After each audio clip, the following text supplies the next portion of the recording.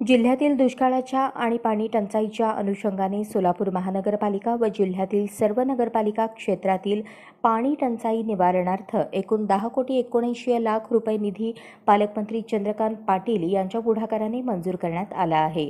जिल्हा नियोजन समितीकडून सन 2023-24 या वर्षात सोलापूर महानगरपालिका व 17 नगरपालिकांना पालकमंत्री चंद्रकांत पाटील यांच्या सूचनेनुसार व जिल्हाधिकारी कुमार आशीर्वाद यांच्या मार्गदर्शनाखाली प्रशासकीय मान्यता देण्यात आली आहे। यापैकी 5,17,00,000 रुपये निधी लोकशाहीर अण्णाभाऊ साठे नागरी वस्ती सुधार योजना व 5,62,00,000 रुपये निधी महाराष्ट्र सुवर्ण जयंती नगरोत्थान अंतर्गत मंजूर झाला आहे।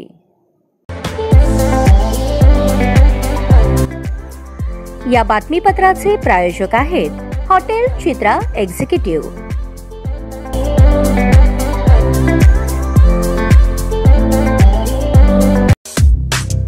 या बातमीपत्राचे प्रायोजक आहेत विराज मॉल।